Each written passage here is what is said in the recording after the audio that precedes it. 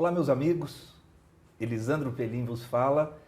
Estamos na segunda edição do Futuro Comemora. Futuro Comemora, um bate-papo. Quem assistiu o primeiro, eu esclareci que a intenção é resgatar grandes nomes da cultura brasileira, com enfoque no Sul, de onde vem a minha origem.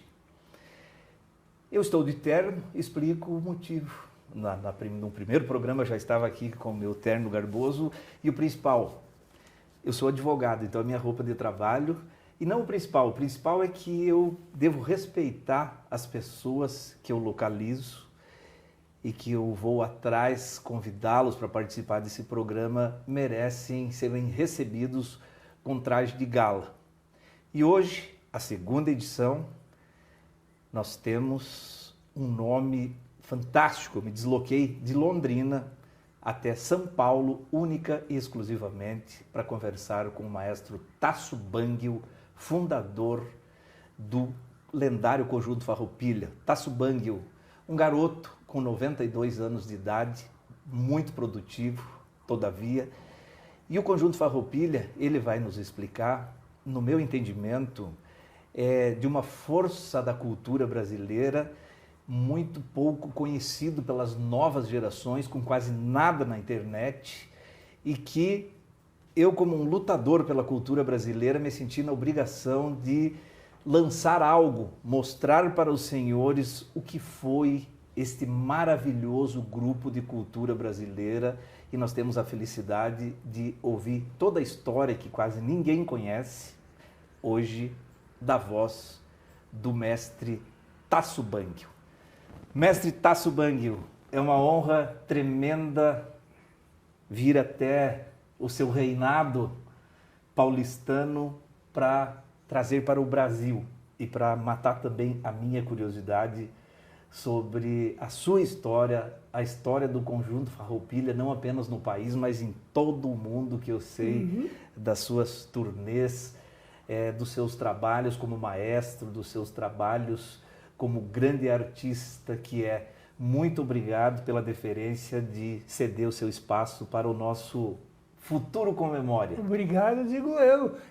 Elisandro Pelim, né? Elisandro Pelim. Então, Pelim, estou, vamos dizer, inteiramente disposto a me entregar para o que você desejar e perguntar, que eu possa responder, que eu saiba, pelo menos. Então é isso aí. Então comecemos diretamente. Sim. Quem é Tasso Bangel? Onde nasceu? Quando nasceu? Tasso Bangel nasceu em 1931, 92 agora, né? Na cidade de Taquara, Rio Grande do Sul, né? Então... Descendente de alemães? Não, um pouco, esse Bangel meu, alemão... Tipo, lá da primeira leva de alemães, de 1825, sim, por aí, isso aí. Entendi. E como começou o interesse pela música, o início do maestro Tasso Bangel, então, guri Tasso Bangel, musical? Guri mesmo, estudando com o professor Rodolfo, que era meio alemãozão, um belo de um professor, né? Isso, guri mesmo, já pegando o acordeon nos meus 8 e 10 anos, né? Começou no acordeon já? Sim.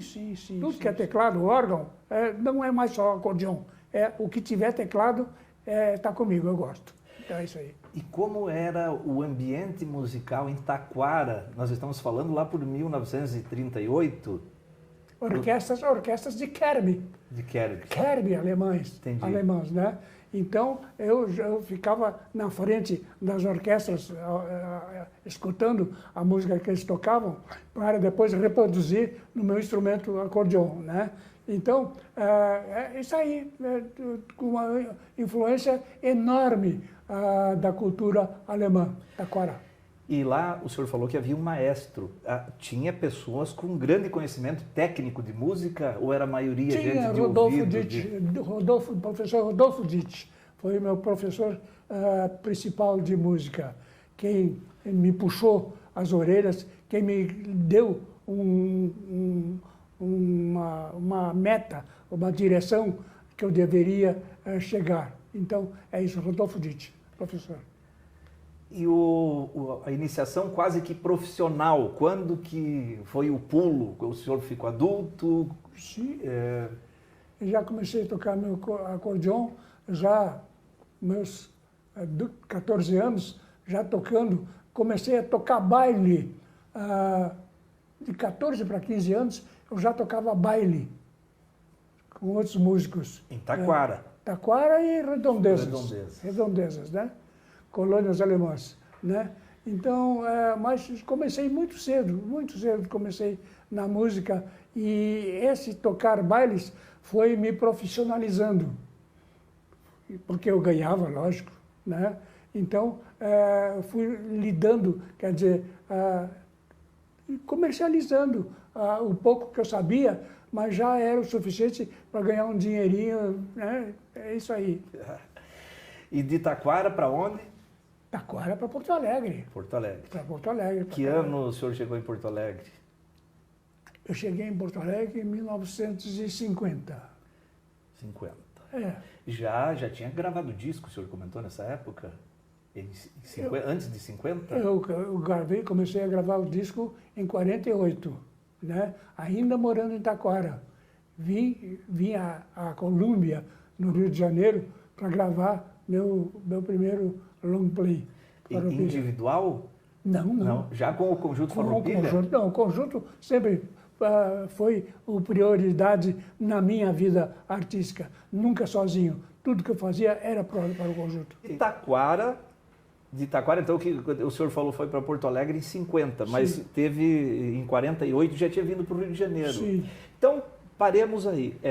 Quando nasceu, e sempre foi o Conjunto Farroupilha o nome, o primeiro grupo que o senhor fundou já era esse nome. Conjunto Farroupilha, porque é o conjunto que nasceu no Rio Grande do Sul. Farrapos, era do Farroupilha. Entendi. E que ano nasceu, então, o Conjunto Farroupilha? 1948. 48.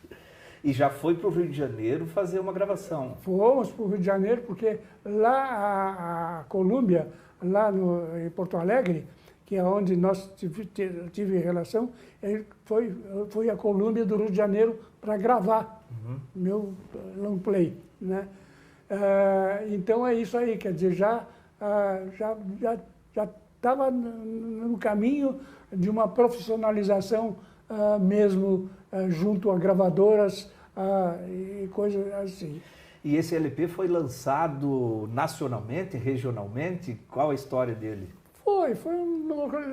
Nasceu, mas não nasceu com ideia de nacionalização, com força nacional. Não, eram os gaúchos que cantavam a música do Rio Grande do Sul, Conjunto Farroupilha, né? E o jeito que esses gaúchos cantavam tornou-se quase uma coisa rara no Brasil. Porque eu sempre fui músico e escrevia música como compositor, como harmonizando, ou no piano, ou no acordeon.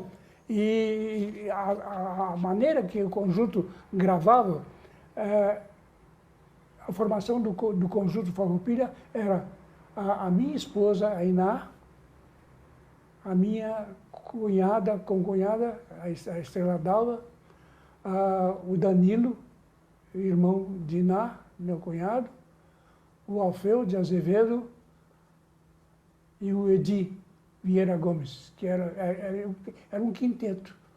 Ou seja, tinham 2 mulheres e 3 homens, né, no conjunto. O som do Conjunto Farroupilha, que me chama até hoje muita atenção, que ele é muito elaborado, muito apurado. Sim. E ele já nasceu dessa maneira, desde a primeira gravação? Sim. Porque a impressão que eu tenho, eu vou falar como leigo e como ouvinte de música e apreciador assim, da cultura sulista. Eu já posso quase me intitular assim, um pesquisador das coisas antigas. Existiu antes de você já o Pedro Raimundo, né? Não, o Pedro Raimundo, para mim, como músico, era uma coisa grosseira. Entendi. Tá. E não deixo de concordar, ele tem assim como uma música mais popularesca que ficou conhecido de uma maneira, né? Sim. Digo assim, a minha vinda os que chegaram agora, estão nos assistindo, né? Eu vim a São Paulo especialmente para conversar com o maestro Tasso Bangel. Na verdade, eu não tenho altura técnica para conversar com esse homem, mas ele tem paciência comigo. Então, sempre me chamou a atenção a música diferente de vocês, que é algo assim elaborado, um vocal fantástico, um instrumental diferente, que é uma qualidade musical mundial, que poderia ser apresentada em qualquer coisa. E me permita falar bobagens, os filminhos antigos lá da Disney, né?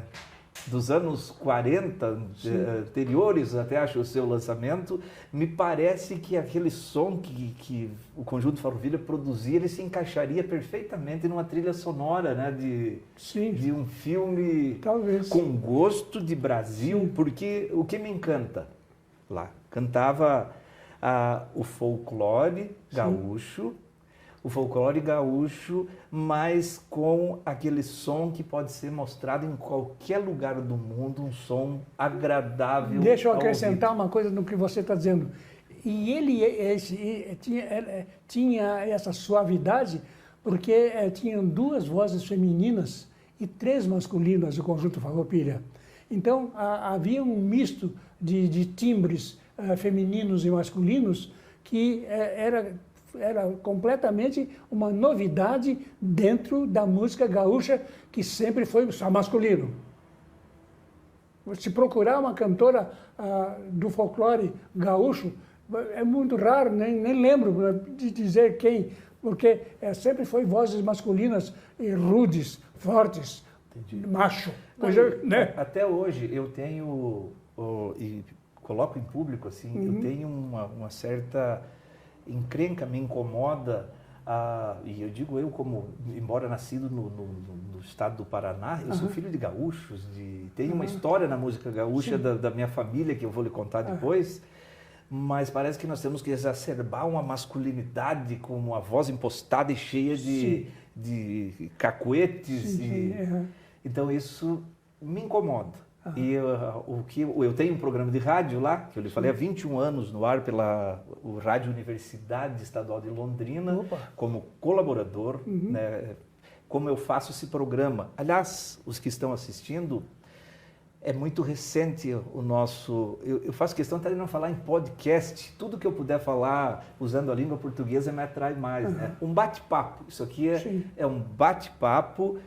Sugiro e peço que os senhores se inscrevam, e não para que eu monetize ou tenha lucro capitalista, digamos. O meu interesse aqui é que novas gerações tenham conhecimentos das grandes causas da cultura brasileira, e uma delas, um grupo de formidável excelência e existência quase esquecida, chama-se Conjunto Farroupilha. Espero que essa despretensiosa conversa possa cair nesse oceano da internet, né, que não se sabe onde vai parar. Certo. Mas que, se você está assistindo isso lá, nós gravamos em 2023. Se for daqui 200 anos, por favor, diga aos seus, espalhe o que foi a história do Conjunto Farroupilha, contada pelo próprio maestro Tasso Bangel aqui, da juventude dos seus 92 anos, e extremamente produtivo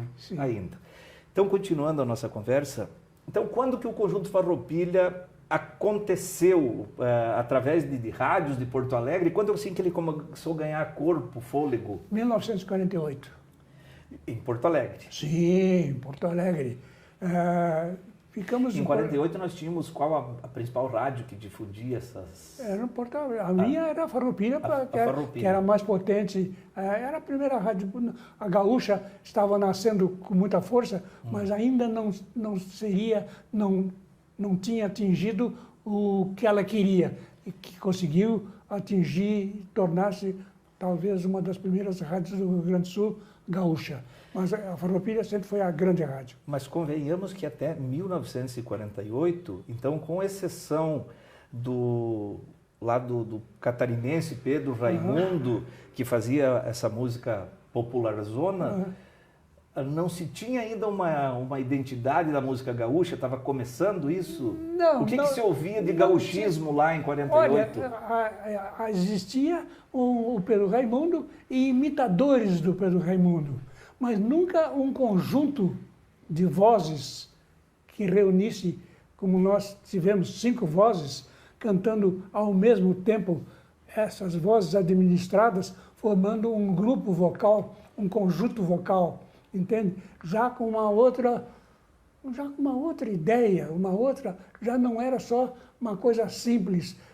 O que nós fazíamos, o que o Conjunto Farroupilha fez, já era uma coisa complicada em termos musicais, entende? Porque cada um tinha a sua voz, era...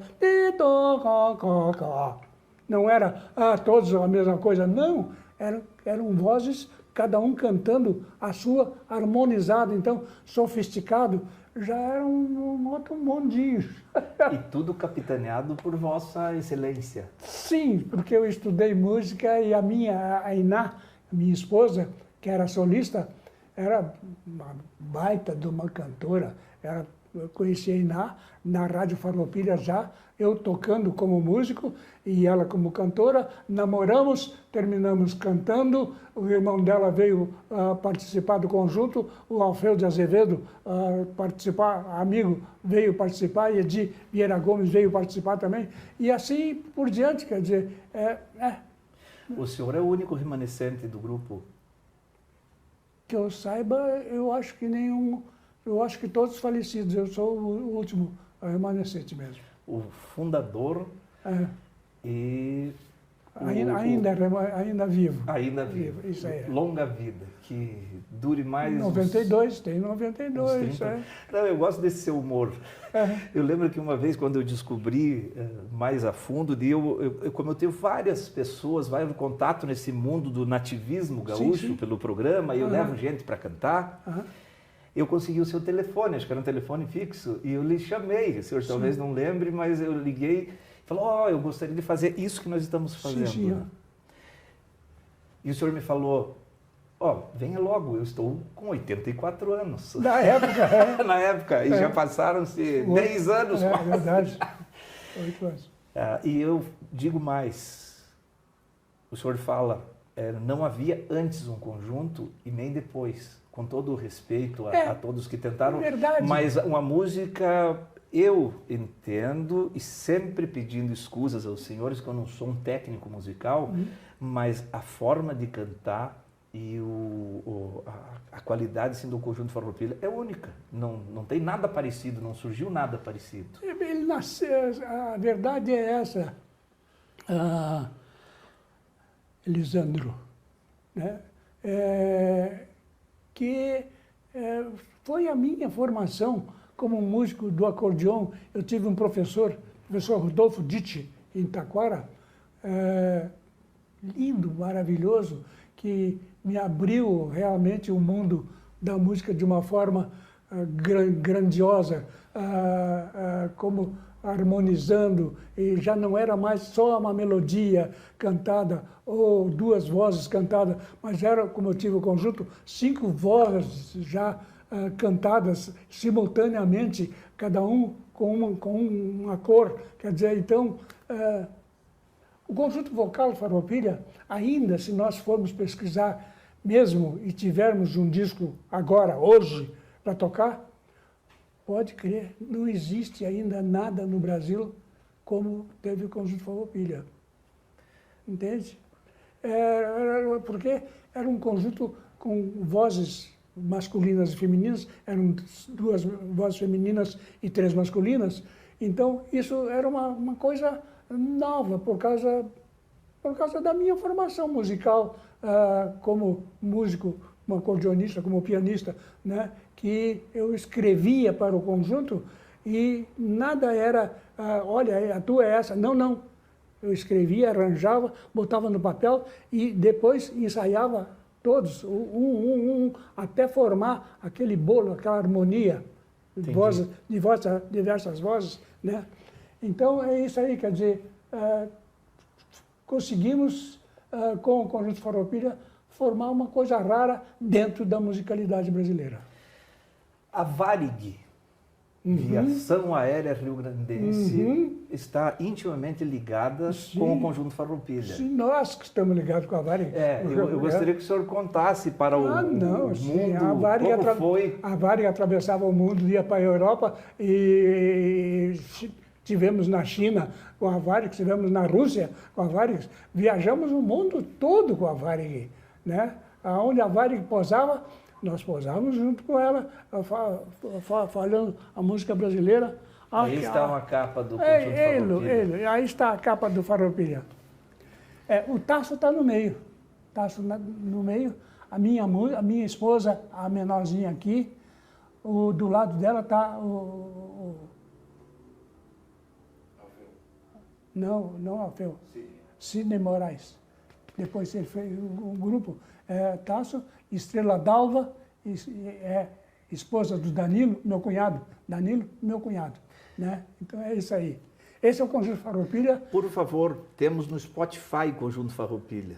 Brasileiros, gaúchos, procurem, ouça a qualidade musical e conheçam a história desse importantíssimo grupo que o mestre Tasso Bangio está esclarecendo para o Brasil, não apenas para os gaúchos. É isso aí. E as aventuras, então, pelo mundo, havia sempre um acento no folclore gaúcho, nas suas apresentações. Sem dúvida. Na Europa e por todo lado? Sempre, sempre. Onde tinha oportunidade, eu cantava as coisas do Rio Grande do Sul, já com uma diferença, vamos dizer, do que era conhecido como o gaúcho de bombacha e tudo mais, entende?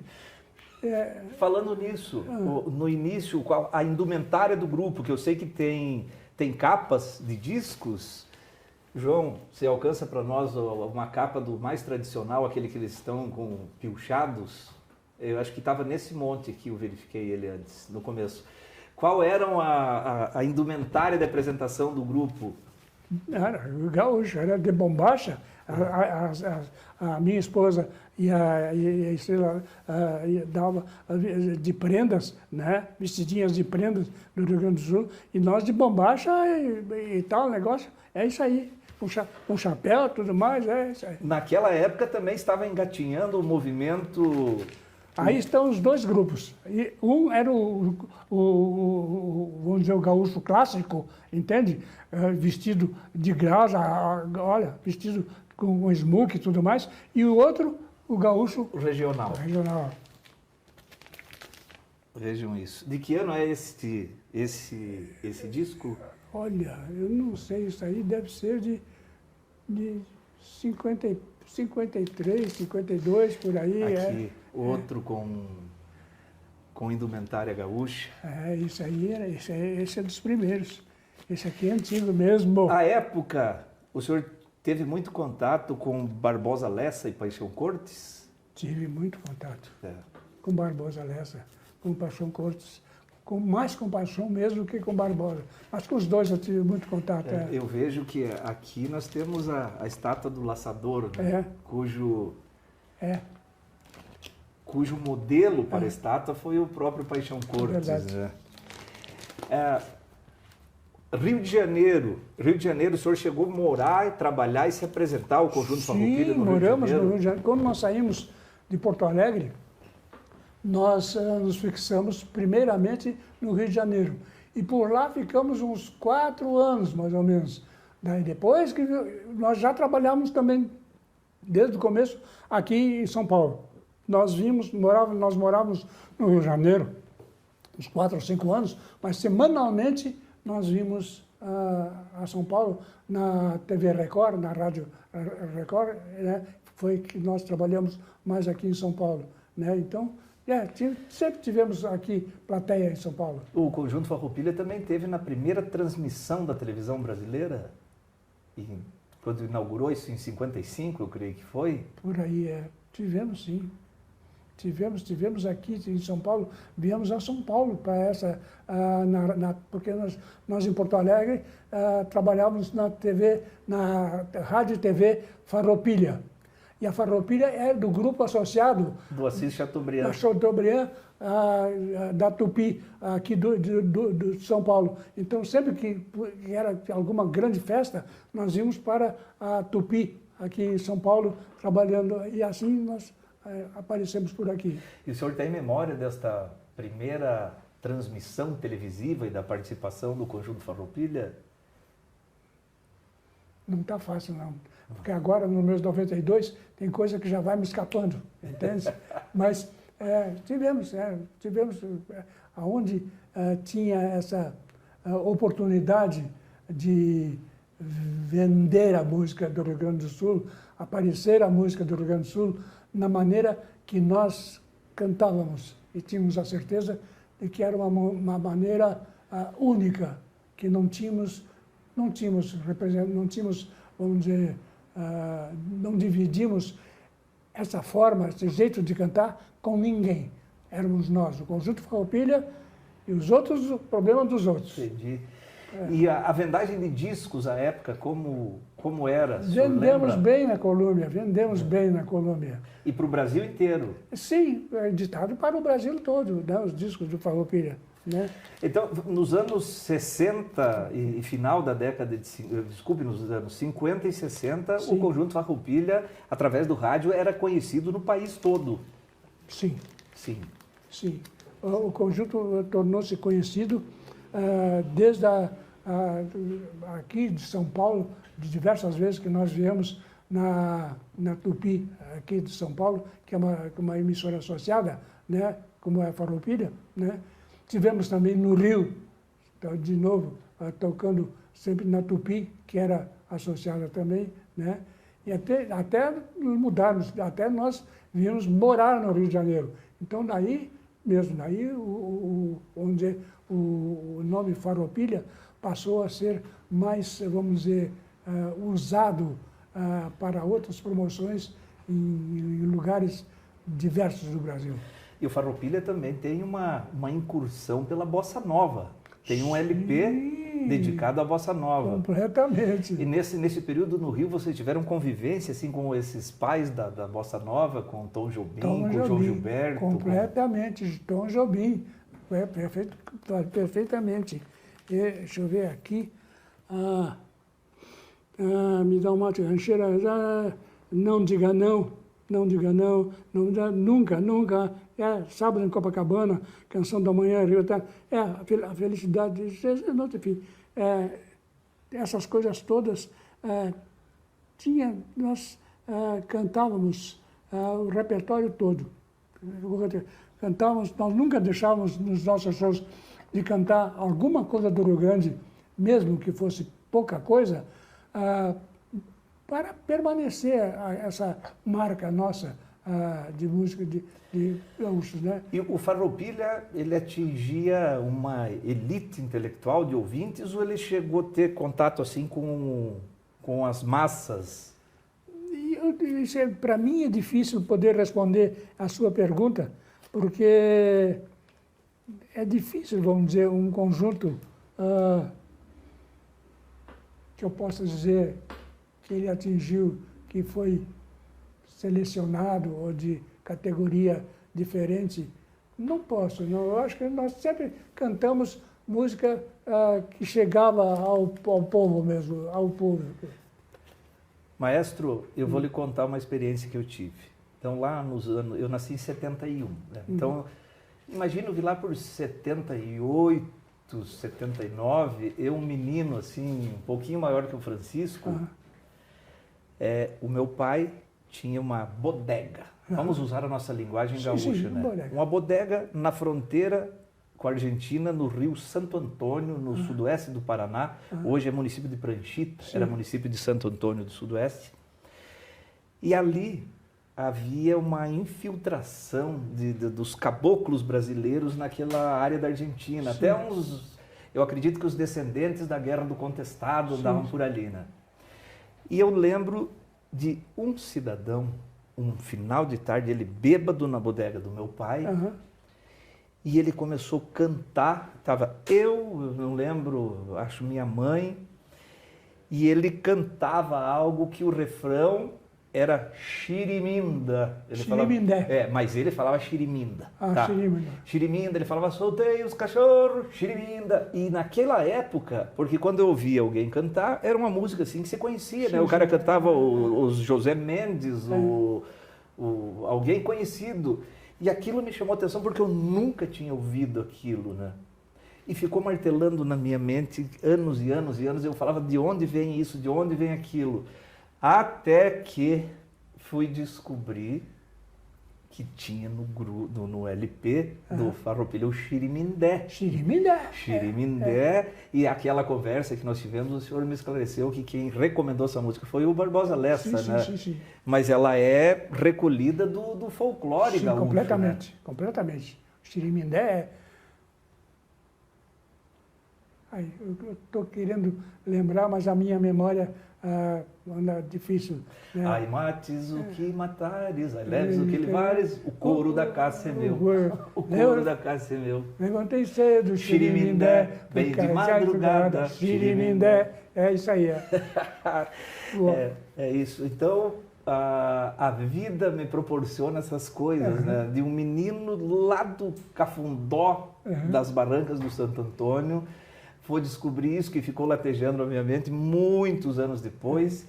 E agora, digamos assim, 40 e alguns anos, 40 anos, eu estou aqui conversando com o homem que difundiu o Xirimindé. Aí me resta a dúvida, como esse senhorzinho naquela época já era um homem assim de próximo de uns 80 anos, não sei, me cria a dúvida se ele ouviu em alguma rádio do Conjunto Farroupilha ou se vinha da essência dele, que a mãe dele cantava para ele, isso era meio bugre, alguma coisa. Eu acho que nós reproduzimos o Xirimindé como folclore do Rio Grande do Sul, mas já com a nossa característica, vamos dizer, sofisticada de um conjunto vocal, de uma coisa trabalhada musicalmente. Mas o Xirimindé, ele é todo mesmo folclore, mesmo cantado, vamos dizer, na forma, posso dizer, grosseira. Sim, e com variações da letra, né? Talvez vocês deram uma elaborada naqueles versos, isso, né? É verdade. Mas que coisa linda. E falando mais, então, do Conjunto Farroupilha, quais são as suas grandes lembranças, né? O senhor esteve na BBC de Londres, me fale dos seus alcances internacionais como o Conjunto Farroupilha. Nós, assim como nós descobrimos a Varig, lógico, né? A Varig nos descobriu. Ela se encantou com vocês? Sim, ela os contratou? Completamente. Então, a Varig, ela viajava para a Europa. Então, nos países onde a Varig pousava, nós pousávamos junto com ela, divulgando a música brasileira, né? Cantando as coisas do Rio Grande do Sul e outras coisas da música brasileira, cantando música brasileira mesmo, Aquarela do Brasil e outras coisas mais, né? Então, isso aí, viajamos muito com a Varig quando ela nos descobriu, porque achou que nós poderíamos cantar o nosso país, a nossa terra, o Brasil, e assim foi. Então, para nós foi uma maravilha, né? Ela disse, olha, vamos para a Europa, nós queríamos levar vocês. Que repertório vocês têm? Então, daí nós dissemos que músicas nós tínhamos brasileiras que nós pretendíamos cantar lá, né? Inclusive, lá nós cantamos também música norte-americana, porque já cantávamos aqui no Brasil também música norte-americana, o Conjunto Farroupilha. Não era só gaúcho, não, mas era uma música, era um tempo, nós conversamos com o Conjunto Vocal, na época que os grupos vocais norte-americanos, a música norte-americana, invadia o Brasil todo. Era a época das grandes orquestras americanas. Sim. Então é isso aí. Que beleza. E me conte mais, uma assim que me sempre é curioso e me toca, a época, o Conjunto Farroupilha fazia shows também pelo Brasil, a receita era boa? Não fazemos tanto ainda show pelo Brasil, porque a receita não era tão boa, não, era difícil. A nossa receita estava localizada mesmo a São Paulo, Rio de Janeiro e Porto Alegre, né? Então é isso aí. Aqui nós ganhávamos bem os nossos shows, no Rio de Janeiro também, porque eu vivi, eu morei, eu acho, direto no Rio de Janeiro, uns 6 anos direto. Depois voltamos novamente para São Paulo, né? E por aqui eu fiquei, aqui estou até hoje. Então é isso aí. Não voltei mais para o Rio Grande do Sul, não. Não. Para Porto Alegre, o senhor ia passear de vez em quando? Ficava uma temporada? Sim, bom, nós íamos, além disso tudo, sempre que era possível, cantávamos na Farroupilha, tudo mais, mas não mais morando por lá, já nos dividindo, ficando aqui mesmo em São Paulo e Rio. Você vê, nós temos nomes hoje como Yamandu Costa, o Yamandu, que ele ganhou o mundo, tocando violão, ele é algo assim de outro planeta, Ótimo, ótimo. Mas também é algo assim que me cativa muito, quem saiu de lá e canta a sua aldeia, fazendo aquele chavão, aquele chavão, né? Canta essa aldeia, seja aniversário, não aguento mais ouvir isso, mas que você nota que o homem é do mundo, mas tem o pé lá. Sim. O pé dele está lá no Rio Grande do Sul. E vem mostrando essa rica cultura desses vários Brasis que nós temos, né? Mas eu estou para ouvir tudo que o senhor quiser me contar. Cadê os discos? Tem os discos. Deixa eu pegar aqui. Vamos pegar essa montanha de discos e vamos dar uma olhada? Deixa eu ver vocês. Esse aí está aqui está uma mistura de música gaúcha, noites gaúchas, essa é bem ratoeira, carreteiro, seu Belenenga, e aqui, roda, isso aqui é do Paulo Russa, é uma linda de uma toada, roda, carreta, roda lá para o fim do mundo, então sapateia, vela para São Nicolau, são coisas lindas. O Paulo Ruschel, quem era Paulo Ruschel, que eu sei de músicas que ele compõe, mas eu não sei quase nada sobre ele. Escritor maravilhoso. De Porto Alegre. Cabeça linda, lindo. Era um poeta de cultura popular que nasceu e passou a ser uma cabeça sofisticada da cultura rio-grandense, né? Em Porto Alegre. Nasceu e depois veio, fez faculdade, tudo mais, mas continuou sempre ligado à música do Rio Grande do Sul. Então, o seu convívio também com São Paulo e Rio de Janeiro, o senhor acha que ele ajudou a universalizar, a dar um upgrade total na sua produção? Completamente. Eu não podia estar aqui em São Paulo usando o termo bem gaúcho, na minha grossura de gaúcho, entende? Entendi. Eu tinha que estar aqui como caminhando para uma cultura nacional, uma cultura brasileira, uma cultura paulista, carioca, quer dizer, então brasileira mesmo, entende? Então já não era mais o Rio Grande do Sul. Entendi, era Brasil. Era Brasil. E como que o senhor vê essa dificuldade ainda que nós temos? Será... Eu nunca gosto de usar o termo assim, naquele tempo que era bom, que agora não é, e nem fala assim, a verdadeira música, que afinal de contas o nosso Brasil é um balaio de gato, uma mistura de raças, de alemães, nós somos muito recentes, Sim. Nós temos 500 anos de história. O nosso mix é tremendo. É um mix, andando na rua, até com meu filho ontem eu comentava, né? Eu falei, já imaginou se nós tivéssemos que sobreviver agora, assim, se aparecesse um gênio da lâmpada e falar, vai sobrar só o que é produzido no Brasil. Todos os nossos carros caíam, né? Verdade. Não fica, o celular ia desaparecer, tudo ia desaparecer, né? E eu gosto das influências admiro muito os Estados Unidos, mas sou encrenqueiro se eu puder tudo colocar um nome em português. Sim. Que vamos plantando a sementinha para que nós sermos grandes brasileiros. Vamos dizer que a gente pode herdar uma parte daquela cultura da cultura mesmo norte-americana, inglesa, que veio, alemã, que espalhou-se pelo mundo, né? Mas a cultura deles nos serve de ensino para a ampliação do nosso mundo, que deve ser internacional. E para que nós não fiquemos sempre macaqueando as pessoas. Isso, né? aí. E sabe que conclusão que eu cheguei?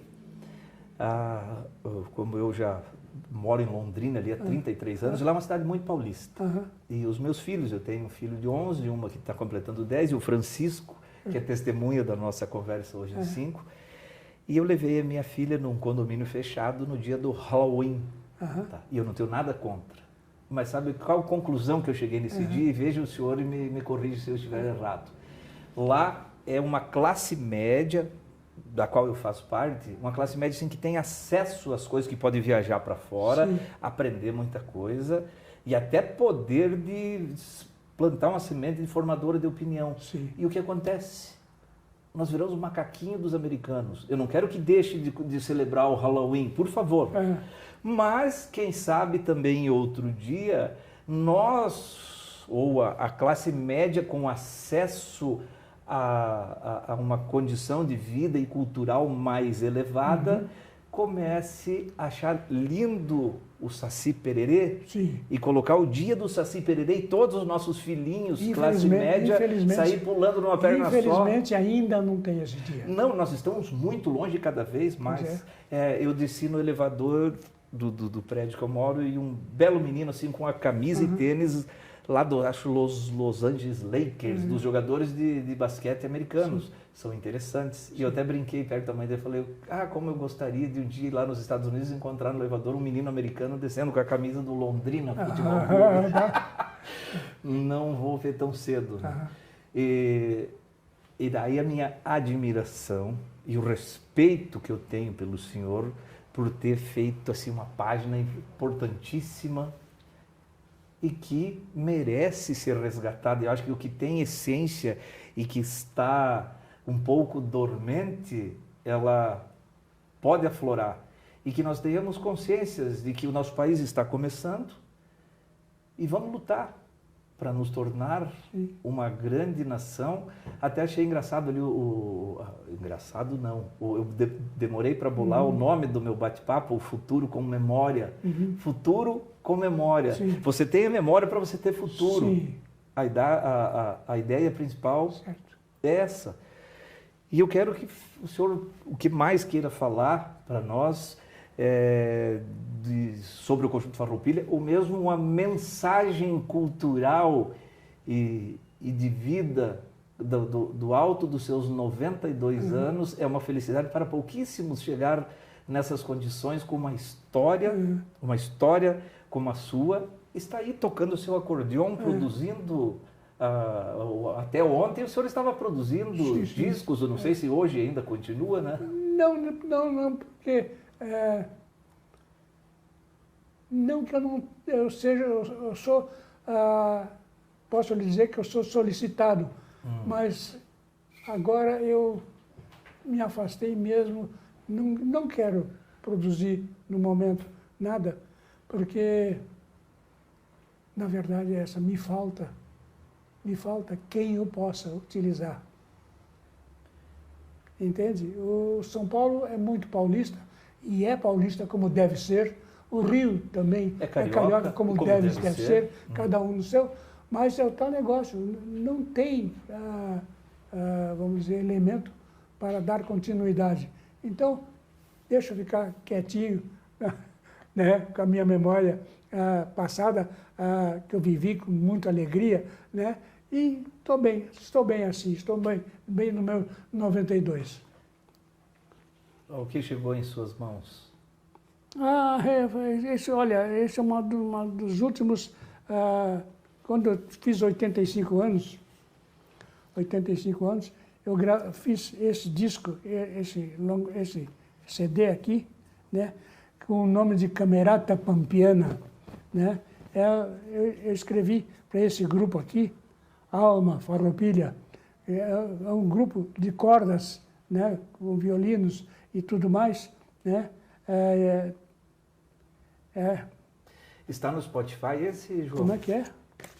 Tem Sabe uma dizer? coisa no YouTube, No YouTube. Spotify tá também. Tá. É, aqui dentro tem coisa... Gravado lá no Teatro São Pedro, Porto Alegre. Tem coisas... tem muita coisa gaúcha aqui.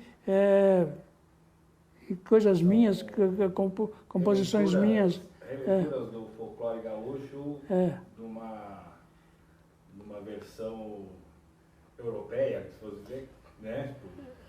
Erudita. Sim. E falando orquestra. nisso, o senhor não enfrentou resistência de alguns gaúchos mais conservadores à época que o Conjunto Farroupilha surgiu e fazia esse som tão à frente do seu tempo? Sim. Sim. Eu tive a resistência de todos, vamos dizer, o pessoal que trovador mesmo, gaiteiro, né, e tal, né? Porque já o meu jeito de tocar acordeon, não que tenha ofensa para nós, mas para essas pessoas eu pareceria americanizado. Entendi. Meu jeito de tocar, entende? Porque eu já tocava a música brasileira, a música gaúcha, a música de toda o internacional, de uma forma que já era dominante da cultura que exportava os Estados Unidos, entende? Então, é isso aí, eu bebi dessa música, dessa fonte aí. E bebi bem quando eu andei por Porto Rico, que fui também aos Estados Unidos e tudo mais, né? E ouvi isso. Mas não era por causa disso, era que a música, o jeito que fazia as orquestras norte-americanas, eu gostava porque soavam bem, eram bem escritas, entende? A música deles era bem escrita, eu gostava. Não era... Se cantasse a música norte-americana no idioma brasileiro, eu ficaria loucamente alegre, entende? Mas porque é linda a música que faz os Estados Unidos. Muito bonita. Agora, o idioma é deles, então fica... E não é à toa que eles conseguiram influenciar o mundo todo, né? A conversa que nós tivemos antes, a influência até dos costumes, né? Do Dia das Bruxas. Tudo. Nós somos fãs da forma, e eu admiro muito os Estados Unidos. Mas eu compartilho a minha ideia, vamos colocar lá, 70 anos atrasados, é manter o nosso pé e aprender com quem sabe. Se nós repetirmos o erro de tocar mal lá o violão, nós vamos ficar sempre no fundo do quintal, de tocar mal. Então, se tem talento, e um talento lapidado tem condições de galgar posições, né? De fazer algo de excelência, e não tenha dúvida que o senhor é um expoente disso, e fez. E a minha tristeza, digamos, é o pouco reconhecimento que pessoas importantíssimas da cultura brasileira deviam às novas gerações assim idolatrá-las e saber de onde vieram para dar continuidade. E parece que tudo assim começou ontem e começa tudo mal feito de novo, né? Então você está condenado, não conhecendo a sua história, a repeti-la, né? Penso que vivemos, fazendo de novo o meu comentário, de sempre o tempo que passou é bom, não. Eu tenho saudade do futuro. Sim. Eu quero, se aparecer hoje um disco voador, fala, vamos para Marte? Opa! Tô dentro. Vamos lá, vamos conhecer coisa nova, vamos ver coisa nova. Mas eu nunca vou esquecer que eu tenho uma carga de cultura que eu peguei das minhas nonas, os meus nonos. Eu sou descendente deles. Eu ouvi lá quando eu era criança o senhorzinho, aquele cantando Xirimindé. E isso está impregnado. Então eu não vou deixar, como dizia lá o poeta Jaime Caetano Brown, eu não vou matar meus avós para ficar de bem com os netos. Não, de jeito nenhum, é isso aí. Maravilha. Então, digamos, encerrando a nossa conversa, para que eu não canse muito, que fique a sua mensagem Ah, antes, João, por favor, dentro daquele envelope, eu tenho, do meu envelope ali, repetindo que eu só sou advogado, eu sobrevivo disso, né? Mas esse meu gosto pela cultura brasileira é grande. Eu digo que é uma paixão que eu tenho. Eu acabei escrevendo um pequeno livrinho de contos ou causos. Vaca Preta e Noite Escura. Vaca Preta e Noite Escura. Que bom. Que tem o palco, a minha região sudoeste do Paraná e algumas peripécias da minha infância. Essa lua deu umas de luz aí. Que bom. Vaca Preta, igual como eu falo, o título também que bom. Lindo. E esse eu trouxe presente para o mestre. Pelim, do que é? Italiano. Italiano? Italiano, puro. Italiano. Elisandro Pelin. Elisandro soa mais o italiano do que o Pelin mesmo. Mas o Pelin quase todos tem uma região ali do Vêneto, que tem muitos nomes que terminam com in, Pelin. Já os italianos do sul, a região do sul da Itália, seria Pellini, tem um término com I, né? Sim. Okay. Então eu sou um italiano, e lhe conto mais. A gravadora A Elétrica, o senhor conhece a história, né? Que existia em Porto Alegre em 1914. Não. Nossa, eu sei mais que o mestre Tasso Bang. Não sei, Pelin. Talvez a segunda gravadora, em 1914, um italiano lá chamado Saverio Leonetti. Não, daí disso eu tive vim saber de coisas dessa época. Tá. Então, eu também, naqueles livros, os discos do Marcos Pereira, a Música Popular do Sul, Sim. 1, 2, 3, 4, o senhor conhece que tem lá uma coletânea que eles falam do Boi Barroso. Sim. Do Boi Barroso, daí aparece uma entrevista com um italiano, com sotaque e tudo, chamado Moisés Mondadori. Sim. Já ouviu falar desse homem? Não. Tá. Lá no disco tem ele contando que ele trabalhava nas prensas dos discos. Em 1914, ele tinha 18 anos e ele foi o primeiro a gravar tocando no acordeon o Boi Barroso. Oh, lindo! Tá? Aí nesse disco do Marcos Pereira, você pesquisa, tem no YouTube, mostra para ele, logo em seguida ele toca o Boi Barroso, com 80 anos ele tinha na época, o Paixão Cordes, acho que foi lá e gravou com ele. E depois a Elis Regina canta o Boi Barroso, né? Aí eu vou descobrir, tem na capa do disco, a foto do seu Moisés Mondadori, um senhorzinho italiano com sotaque tudo com a sua gaitinha, e ao seu lado a noninha, assim, sentada no banco. Quem era a noninha? A noninha chamava-se Elisa Pelin, era irmã do meu bisavô, Giuseppe Pelin. Que lindinho, que bom. Então, lhe digo orgulhosamente que o primeiro lampejo de regionalismo gravado vem do Mondadori, que era casado com a Pelin, né? Então eu não tenho ligação sanguínea direta com ele. Mas a proximidade. Vamos dizer, a descendência dele tem o meu sangue, mas ele era casado com a irmã do meu bisavô.